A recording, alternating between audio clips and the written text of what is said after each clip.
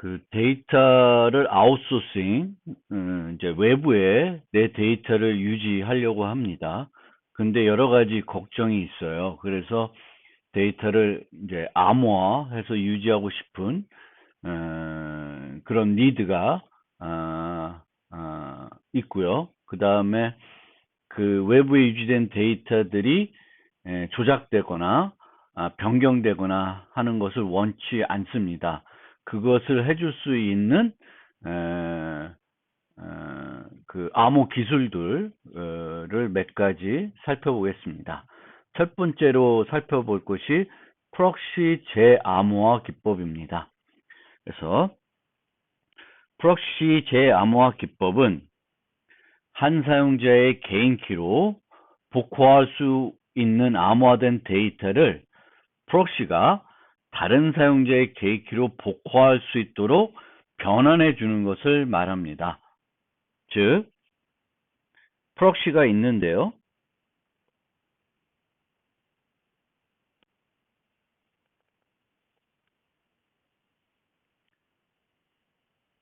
이 프록시가 그 어떤 암호화된 데이터를 받아서 프록시는 보지 못하고 다른 사람이 볼 수 있도록 바꿔주는 걸 말합니다.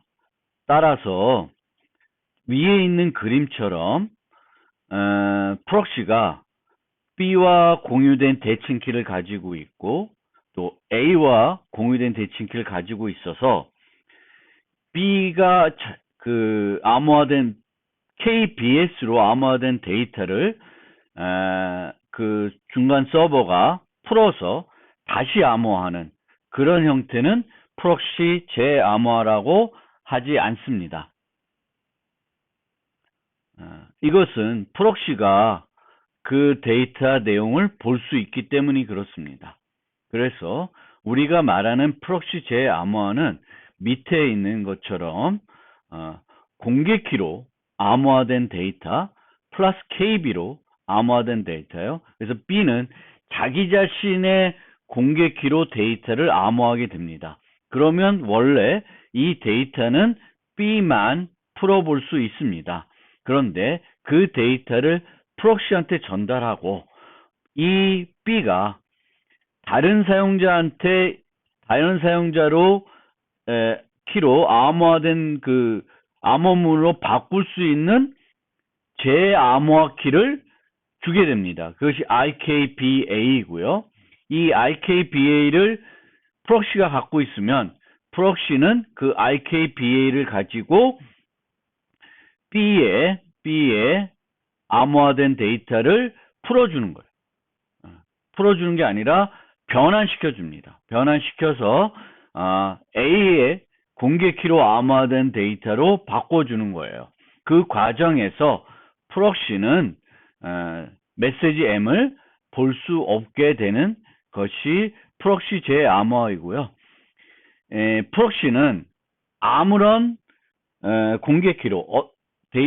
공개키로 암호화된 모든 데이터를 재암호화할 수 있는 건 아니고 권한을 받은 것들은 재암호화해 줄 수 있습니다.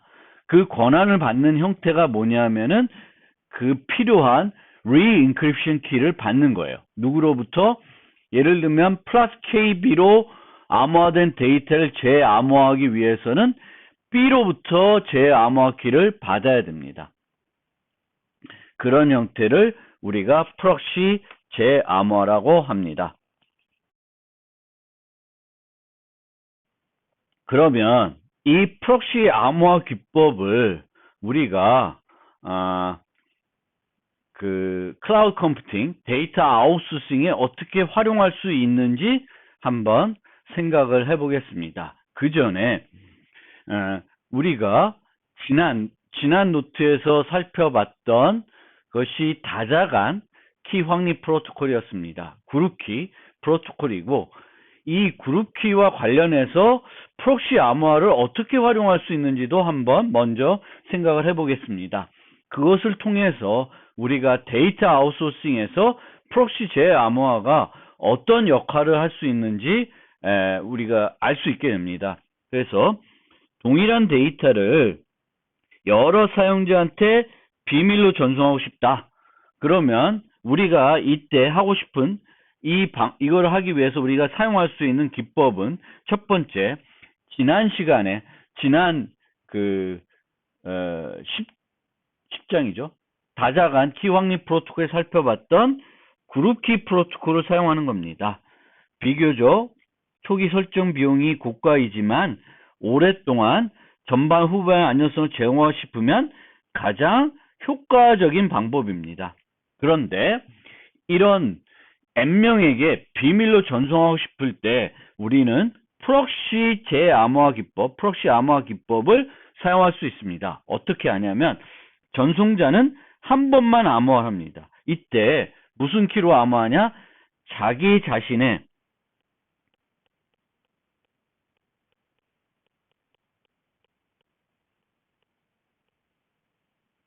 공개 키로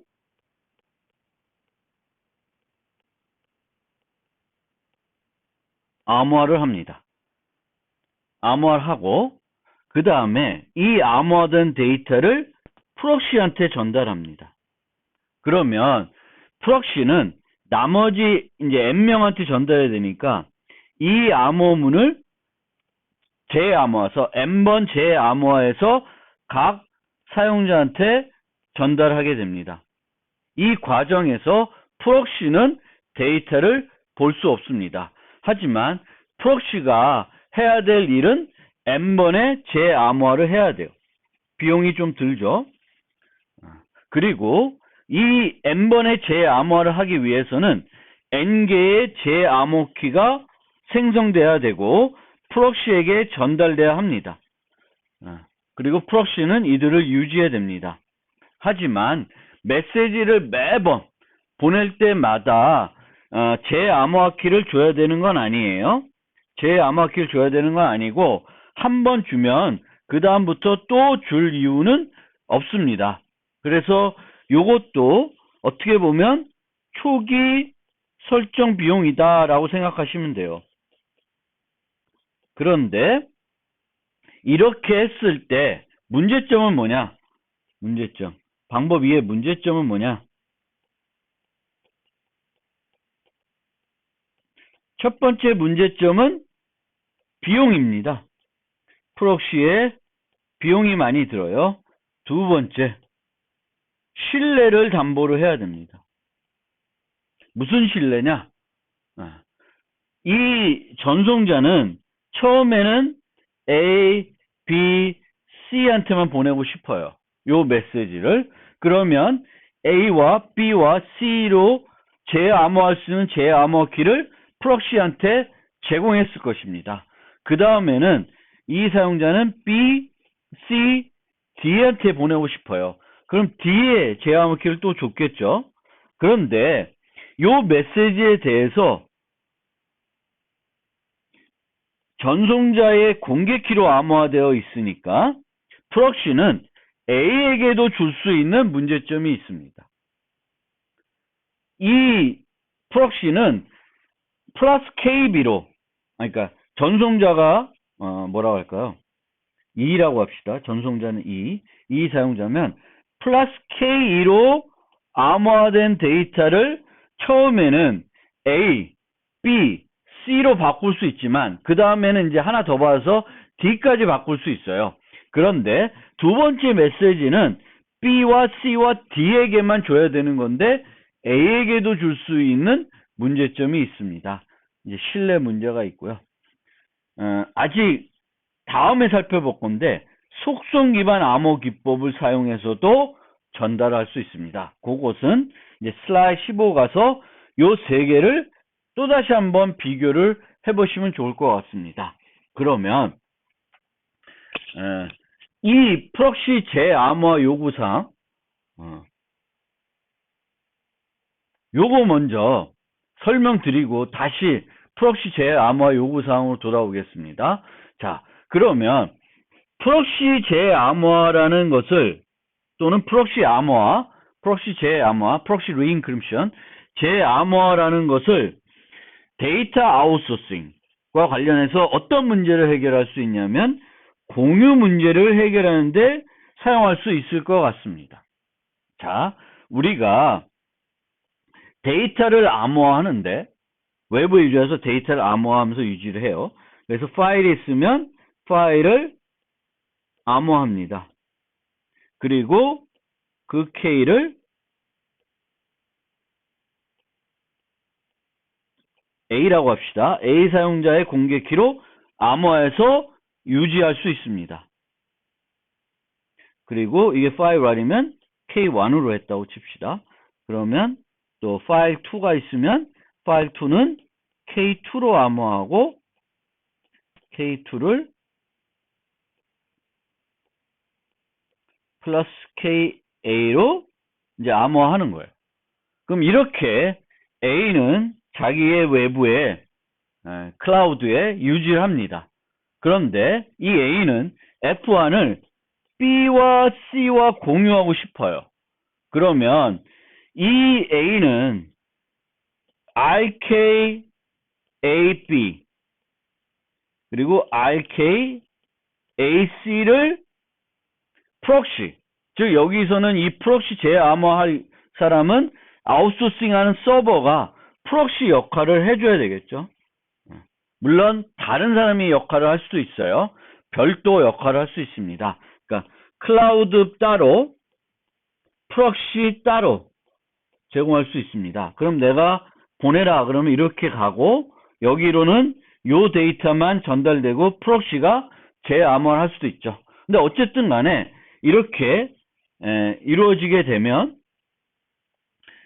이제 이 프록시는 A에게, 그러니까 B에게 볼 수 있도록 바꿔주고 또 C에게 볼 수 있도록 바꿔주는 방법을 사용할 수가 있습니다. 이것이 프록시 재암호화가 공유 문제를 해결하는데 사용할 수 있습니다. 그런데 여기서의 문제점은 아까 설명드렸던 그런 신뢰 문제가 나타나게 돼요. 이 A는 얘만 공유하고 싶었어요. F1만. 그런데 프록시는 이 F2도 또는 F3 나머지 모든 것들이 다 플러스 KA로 암호화되어 있으니까 이 각각들을 다 재암호화해서 제공해 줄 수 있습니다. 그렇기 때문에 세밀한 수준의 접근 제어를 할 수 없다. 이 파일만 재암호화하는 것이 아니라 다른 파일들도 다 재암호화를 할 수 있는 문제점이 있습니다. 그래서 프록시 재암호화는 어떤 문제, 데이터 아웃소싱과 관련해서 공유 문제를 해결하는 한 가지 방법으로 우리가 검토할 수 있다라는 것입니다. 실제 사용되고 있다는 것은 아니고요. 검토할 수 있는 기술로 프록시 재암호화를 사용할 수가 있고요. 이 프록시 재암호화의 요구사항은 뭐냐? 사용자는 프록시를 신뢰하지 않습니다. 보통 이때 생각하는 것이 honest but curious 모델을 가정합니다. 그래서 프록시는 정직하다. 근데 궁금해한다. 이런 모델을 써요. 근데 과연 이 정직하다는 것도 우리가 아까 봤을 때는 그 신뢰 측면에서는 이제 의심되는 부분이죠. 그러니까 의심되는 부분이에요. 그러니까 그 모델 프록시 데이터 아웃소싱 모델에서는 honest도 잘 이제 믿기 어려운 부분이 되겠습니다. 그런데 이거는 확실해요. 이거는 뭐냐면은 이제 아까처럼 F1이 있고 K로 암호화되어 있고 K가 플러스 KA로 되어 있습니다. 그리고 내가 프록시한테 RK AB를 줬어요. 그래서 B로 변환해줘라 라고 했으면 그건 해줘요. 그거 해주는 것까지 못 믿을 이유는 없습니다. 그러니까 프록시가 그러면 동작을 안 할 것이니까 그 자체까지는 가능한데, 과연 그러면 F2라는 것이 있을 때, F2라는 것이 있을 때, 과연 이걸 이용해서 F2도 복호화를 해주지 않을까? 재암호화를 해주지 않을까? 거기까지는 우리가 신뢰하기 어렵다는 것입니다. 그래서 기본적인 요구사항들을 살펴보면 프록시의 신뢰성인데, 요 신뢰는 또 다른 얘기예요. 그래서 첫 번째 요구사항은 재암호할 수 있는 데이터를 복호할 수 없어야 된다. 자, 복호할 수 없어야 되죠.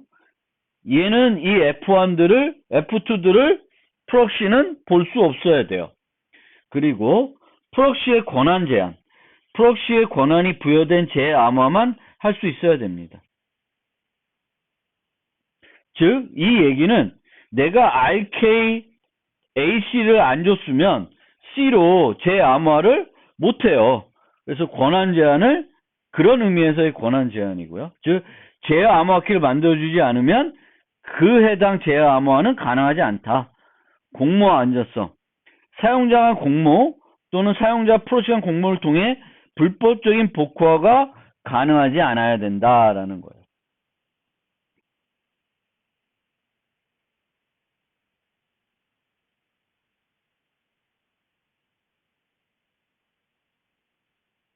그래서 사용자 간의 공모, 뭐 이거는 크게 걱정 안 해도 되는데, 사용자와 프록시 간 공모를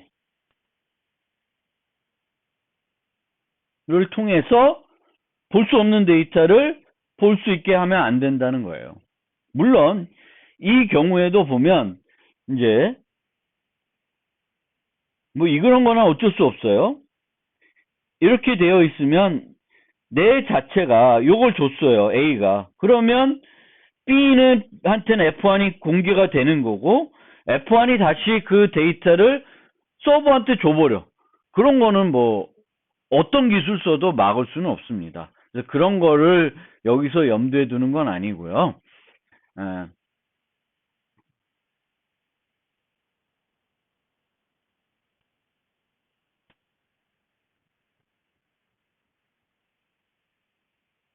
어떤 거를 염두에 두냐면,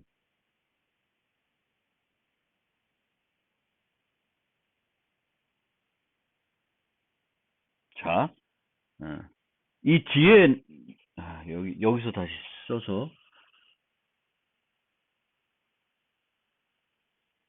자, 봅시다.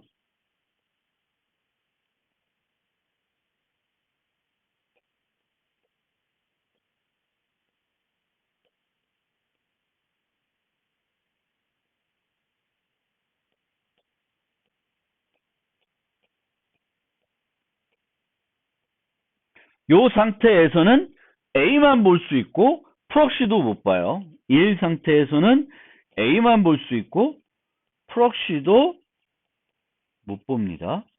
그 다음에 이제 E 해서 얘가 A가 RK, AB를 줬어요. 그러면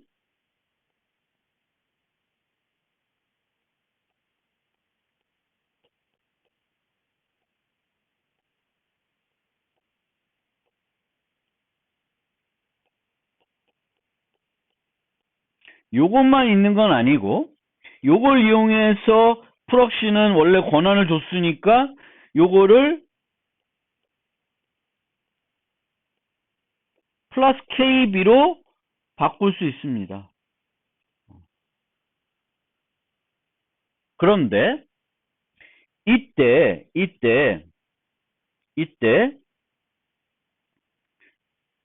B가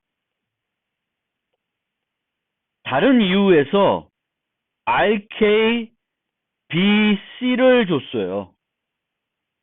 그러면 프록시는 요거를 또다시 뭘로 바꿀 수 있냐면은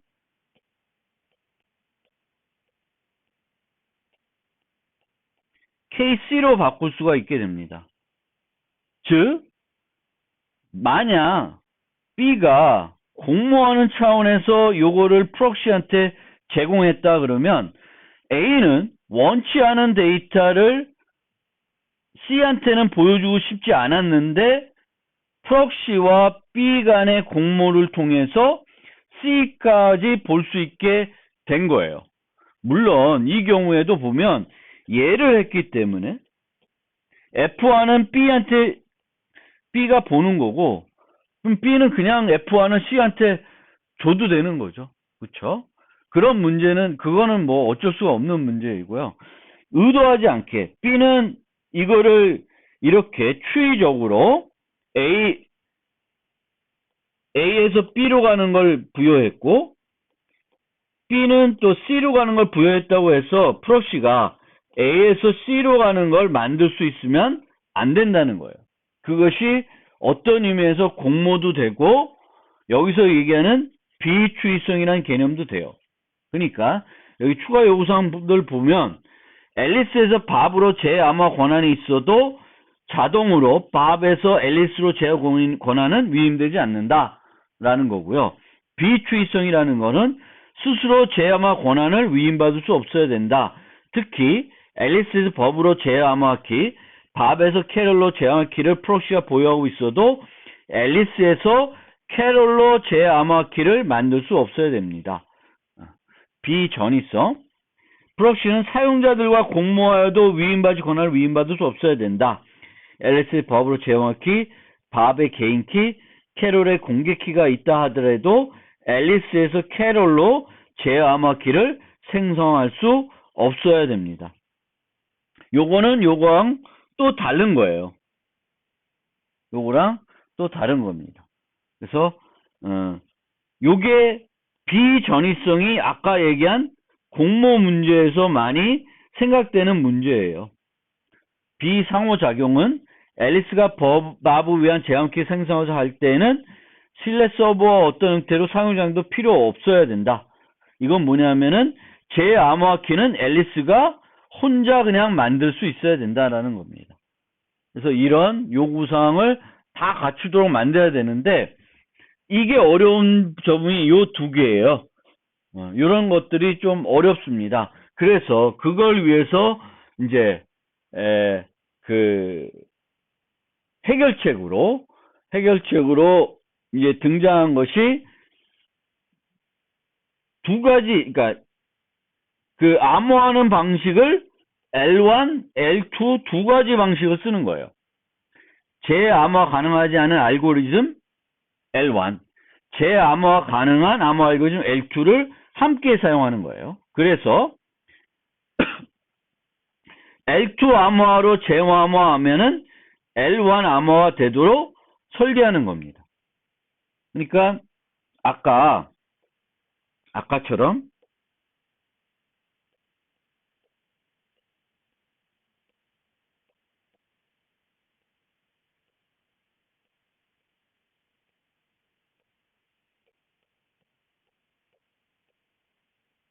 A가 있고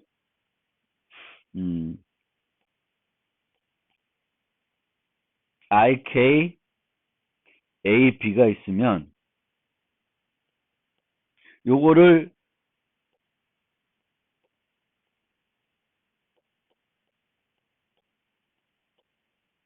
B로 바꿀 수 있는 것이 프록시 재암호화인데 얘와 얘는 다른 형식이에요. 다른 형식이 되는 거예요. 그래서 얘는 L2 방식이 되겠고 얘는 L1 방식이라 되는 거예요. 그러면 L1 방식이 되면 이거는 RK, BC 또는 RK, BD 같은 것이 있다 하더라도 얘를 다시 K1 플러스 KC로 못 바꾸는 거예요. L1 방식이기 때문에. L2 방식이면 얘를 이 재암호키로 이렇게 바꿀 수 있는데 바꿀 때는 전혀 암호 방식이 다른 암호 방식으로 바뀌는 것입니다. 이제 이렇게 되면 비추이성, 비전이성, 공모 문제 이런 것들이 해결될 수가 있습니다. 그리고 이런 것도 있어요. 예를 들어 시간 제한할 수 있게 만들어진 것도 있습니다. 뭐 자세한 것은 관심 있는 사람들이 좀 더 나중에 전문적으로 공부하시면 한번 살펴보시면 될 것 같고요. 지금은 이제 이런 요구사, 공모, 그리고 두 단계 암호화 수준, 여기까지는 이제 추상적인 수준에서 여러분들이 충분히 이해하실 수 있을 것 같습니다. 예. 자, 다음에는 속성 기반 암호화를 설명드리겠습니다. 그래서 이 속성 기반 암호화도 데이터 아웃소싱 할 때 공유 문제를 해결하기 위해서 검토할 수 있는, 사용할 수 있는 기법, 암호 기술이다라고 생각하시면 됩니다. 그래서 속성 기반 암호화는 복호화 키와 암호화된 데이터에 할당된 속성 또는 접근 정책을 바탕으로 암호화된 데이터에 대한 접근 제어 메커니즘을 제공해주는 기술입니다. 그러니까 예를 들면 이런 거예요. 데이터 생성자는 데이터를 암호화할 수 있는데 암호화할 때 이 데이터는 교수 또는 조교만 볼 수 있다라고 해서 암호화해 놓는 거예요.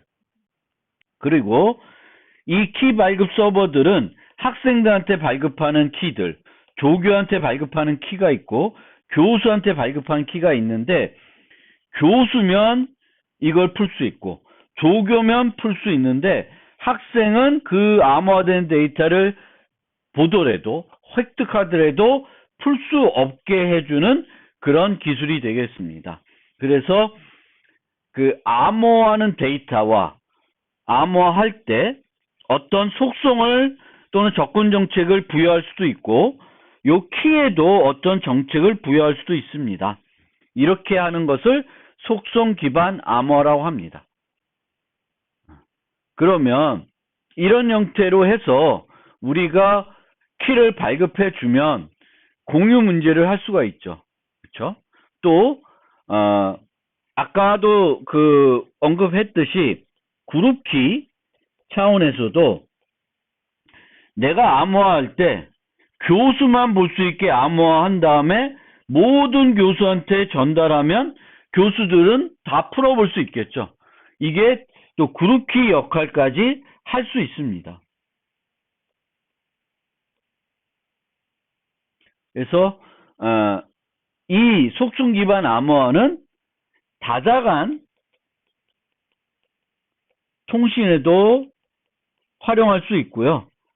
이 아웃소싱, 클라우드 컴퓨팅 보안에서 공유 문제를 해결할 수도 있습니다. 즉, 내가 파일 1이 있을 때 이 파일 1의 K를 교수라고 암호화해 놓으면 교수들만 볼 수 있게, 그러면 동료 교수들만 볼 수 있게 되는 거죠. 그래서 그런 특징이 속성 기반 암호화입니다.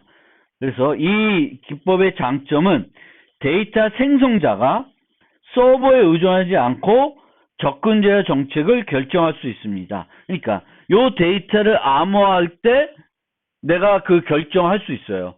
이 데이터는 학생도 보고 조교도 보고 교수도 보게 해줄 수 있다. 학생만 볼 수 있게 해주겠다. 뭐 이걸 결정할 수 있어요. 그리고 접근 제어 규칙을 매우 풍부하게 표현할 수 있습니다. and, or, not 이런 걸 이용해서 되게 풍부하게 표현할 수 있어요. not이 가능하면은 못하는 게 없다는 걸로 우리가 생각할 수 있습니다. 예를 들면 교수 and not 김상진 이렇게 할 수 있습니다. 그러면 모든 교수가 보는 건 아니고 교수이지만 김상진만 안 되는 거예요. 그러니까 여러 형태로 우리가 표현할 수 있습니다. 동시 참여돼야 되니까 교수들은 보는데 그리고 교수 중에 김상진은 안 되는 거예요. 그러니까 남만 나까지 가능하면은 되게 그 접근 정책을 되게 풍부하게, 예, 못하는 게 없이 원하는 형태로 다 할 수 있어요. 물론 그게 이제 복잡하면 복잡할수록 요 규칙이 복잡해지겠죠. 그리고 이 규칙이 복잡하지만 지금의 기술로 보면 이 데이터들의 크기가 커져요. 커지는 측면은 있을 수 있습니다.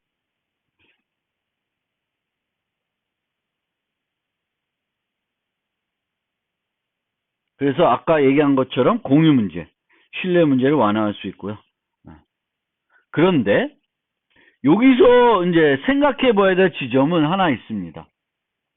요 앞에서 제가 좀 설명해서 빼뜨린 부분이 있는데, 요 서버예요. 즉, 이 서버는 키들을 발급해 주니까 서버 자체는 모든 종류의 키를 가지고 있다고 생각하셔야 돼요. 모든 종류의 키를. 즉, 이 서버는 어떤 데이터든지 다 풀어볼 수 있는 거예요. 그리고 어떤 형태의 키든지 만들어서 줄 수 있는 거예요. 이 사람이 너무 막강한 권한을 가진다. 그런데 이런 막강한 권한을 가지면 우리는 주로 어떻게 얘기를 해요? 암호 기술에서는 임계 기반 기술을 씁니다. TN. 그래서 서버가 혼자 있어야 되는 거 아니고 이 키 발급할 수 있는 권한을 가진 사람을 N명한테 나눠야 됩니다.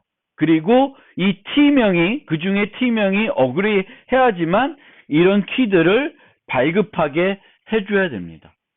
요 서버 혼자서는 절대 어떤 키를 만들어서 요 데이터들을 풀어볼 수 없게 만들어야 됩니다. 그래서 이게 가장 큰 한계이지만 나름대로 이 한계는 극복할 수 있는 조건은 있다라는 거예요. 뭘로? 인계 기반으로.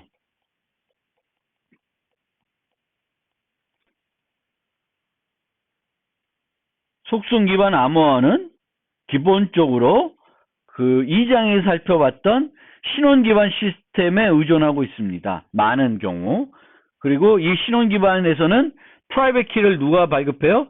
PKG라는 애가 발급하고 이 권한이 막강하다 그랬죠.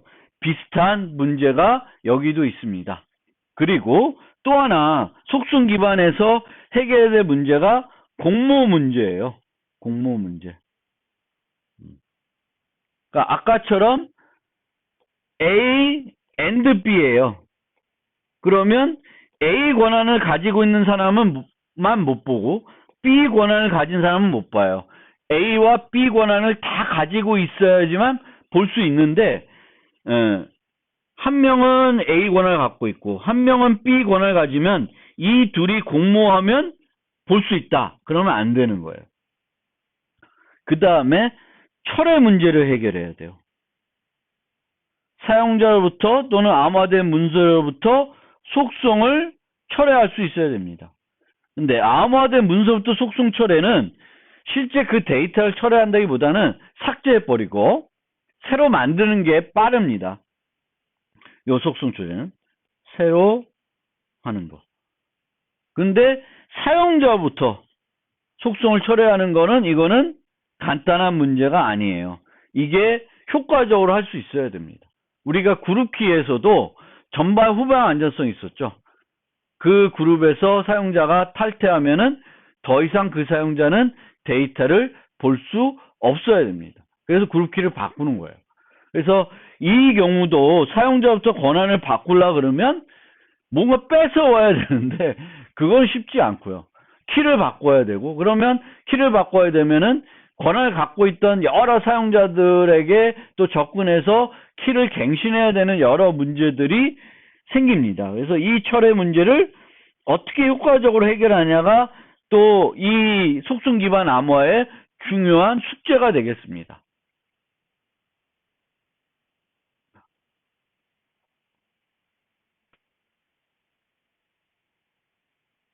그래서 속성 기반 암호화의 요구사항. 자, 데이터의 기밀성. 당연한 거죠. 권한이 없는 사용자는 데이터를 얻을 수 없어야 된다. 충분한 속성을 가지고 있지 않은 애.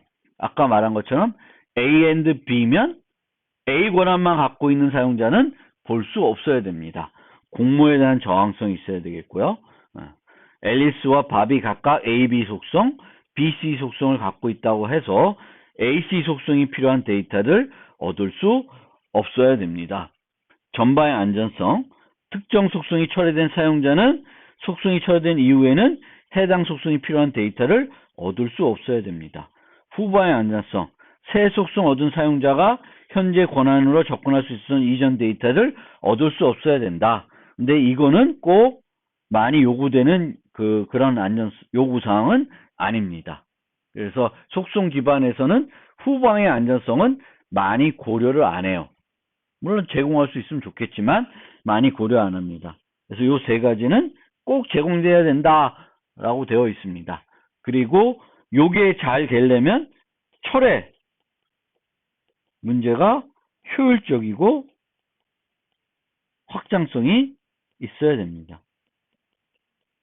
여기서도 그룹의 규모가 클 수 있어요. 물론 이 그룹의 규모는 뭐 실시간 방송처럼 1000명, 10,000명 막 이렇게 되지는 않겠죠. 그렇게 되진 않아도 어느 정도 효율성은 갖추고 있어야 된다라는 겁니다. 최초 AB는 속성 기반 Attribute Based Encryption이에요. 인계 기반 접근 정책만 사용했습니다.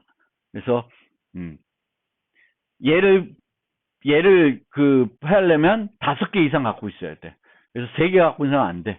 6개 갖고 있는 사람 돼. 뭐 이런 식으로 해서 접근했는데 그 다음에는 트리 기반 접근 구조, 논리곱, 논리합, 임계 기반을 허용하도록 개선이 됐고 이후 논리 부정까지 사용할 수 있도록 개선이 됐다.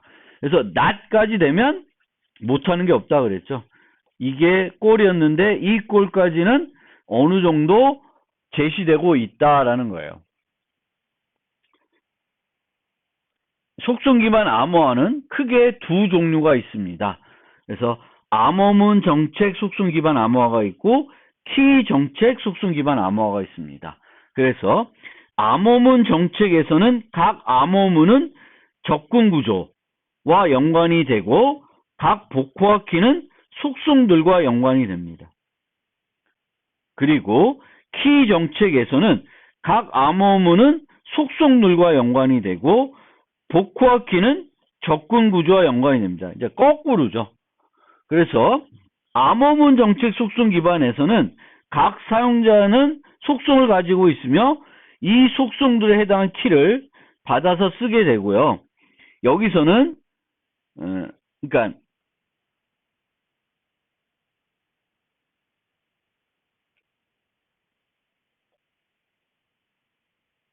어떻게 뒤에 가서 이거는 이제 각 거를 보면서 좀 설명을 드리겠습니다. 여기서 비교하려니까 잠시 말문이 막혔는데요. 보면서 설명드리겠습니다. 그래서 첫 번째 암호문 정책. 각 암호문은 접근 구조와 연관되어 있다. 접근 구조. 그리고 복호화 키. 그러니까 사용자들한테 주는 거는 속성과 연관되어 있다라는 거예요. 그러면 이런 식으로 이 암호화할 때 이렇게 암호화하는 거예요.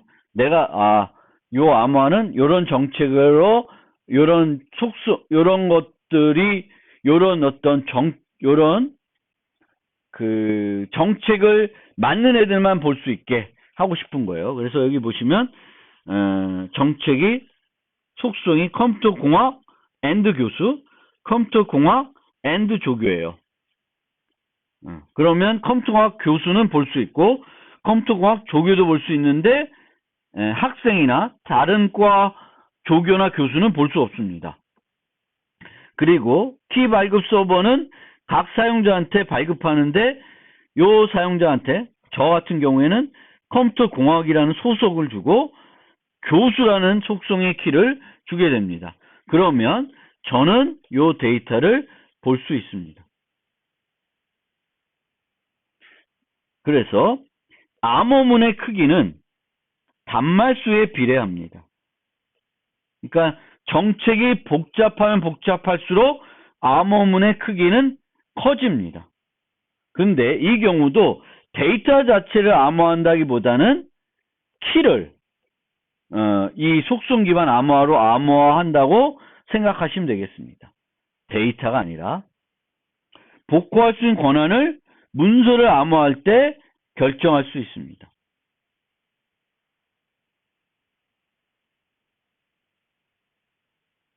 여기다가 and not 김상진 이렇게 할 수도 있죠. 그래서 복잡하게 만들 수가 있는 거예요. 그리고 이거는 언제 만드냐면은 얘를 만들 때 결정할 수 있습니다. 어떤 속성들을 사용자들이 가지고 있는지를 고려해서 만들 수가 있습니다. 논리 부정까지 지원하면 대단히 세밀한 적분 제어를 제공할 수 있다라는 거고요. 키 속성 기반은 키의 이런 정책을 할당하게 됩니다.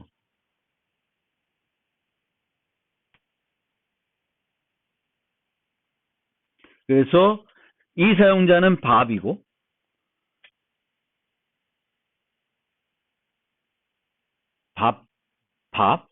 밥이고 또는 컴퓨터 공학 입학 이렇게 되어 있어요.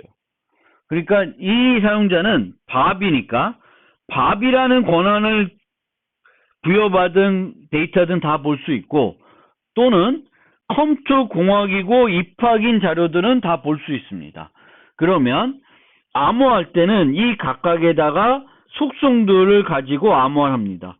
컴퓨터 공학, 입학, 존, 생성자, 전자공학, 입학, 팀 이렇게 돼 있어요. 그러면 이 사용자는 밥이기 때문에 생성자가 존이고 팀은 볼 수 없어요, 우선.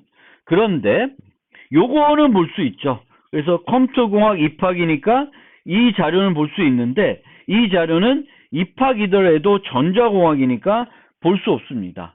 그래서 암호문은 속성 집합으로 표현이 되고 암호문 크기는 속성에 비례합니다. 개인키는 속성에 대한 접근 트리로 표현이 됩니다. 그래서 요 경우에는 요거를 암호할 때 누가 볼지는 알 수 없어요. 이런 속성만 가지면 보기 때문에 이제 얘가 발급해준 그거를 바탕으로 새로 발급해 주면은 다시 이 데이터를 볼 수 있습니다.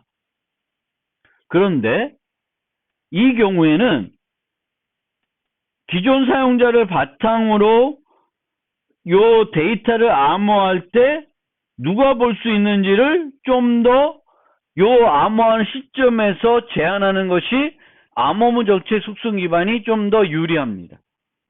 그 속성 기반 암호화에는 이제 암호문 정책 방식이 있고 키 정책 방식이 있습니다.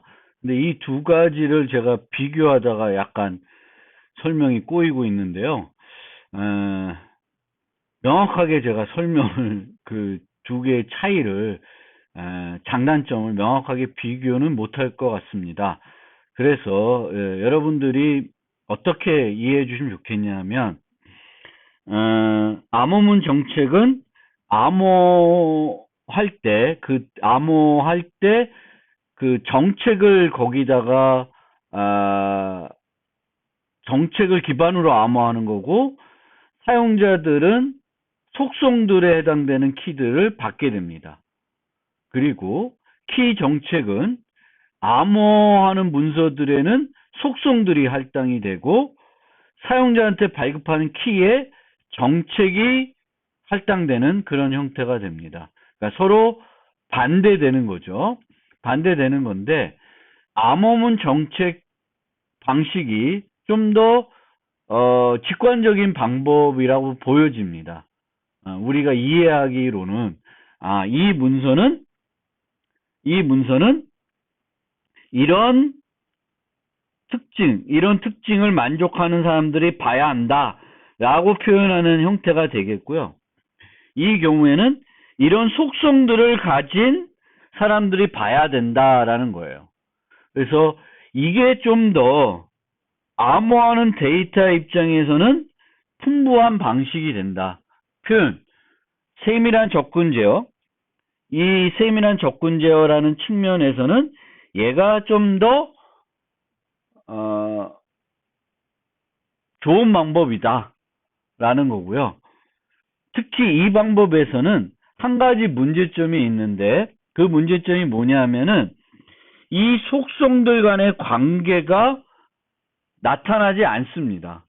이 표현에서는 어떤 속성이나 갖고 있으면 볼 수 있게 돼요. 예를 들면 어떤 사용자한테 발급했는데 이 사용자는 김상진이고 컴퓨터 공학이에요. 그러면 이 사용자는 이 데이터를 볼 수 있습니다. 이 데이터는 컴퓨터 공학이고 입학이라는 자료인데 이렇게 발급되면 이 사용자는 컴퓨터 공학과 관련된 건 뭐든지 다 볼 수 있게 되는 겁니다. 그런 측면에서 이렇게 하는 것이 좀 더 어떤 데이터에 대한 접근 제어라는 측면에서는 더 정확한 방법이다 라고 보여집니다. 어쨌든 두 가지의 방식이 있다 라고 이해해 주시면 좋겠고요. 이것의 이제 가장 큰 문제는 지금까지의 문제는 철회를 효과적으로 하는 거예요. 그래서 이 속성 기반 암호화에서는 두 종류의 철회가 있는데 속성 철회와 사용자 철회예요. 아무나 문서에서 연관된 특정 속성을 철회하는 것입니다. 근데 이거는 다시 암호화하는 것이 해결책이 될 것 같아요. 굳이 암호화되어 있는 상태를 그 상태에서 뭔가 연산을 적용해서 얘를 뺀다. 그거는 조금 그것보다는 아예 이 새로운 특성의 속성들로 가지도록 다시 암호하고 기존 데이터를 없애는 것이 더 올바른 방법일 것 같고요. 사용자 철회는 필요하겠죠. 사용자에 연관된 특정 속성을 철회하는 것을 말합니다. 그래서 이거는 그룹키 개념에서도 우리가 탈퇴했을 때 그 사용자는 더 이상 볼 수 없어야 되는 거죠. 그것과 마찬가지입니다. 그래서 사용자의 속성을 철회하는 거예요. 그래서 이 경우도 사용자 철회도 이런 것에서 철회하는 것과 여기서 철회하는 것과는 많이 또 다를 것입니다. 그래서 그런 특성도 그 어떤 기법이냐에 따라서 잘 볼 수가 있을 거예요. 그리고 추가하는 것도 필요합니다. 그래서 속성 철회를 변경이라는 측면에서도 관찰할 필요가 있습니다. 그래서 어쨌든 간에 속성 기반 암호화도 데이터 아웃소싱에서 공유 문제를 해결하기 위해서 검토될 수 있는 한 가지 기법이다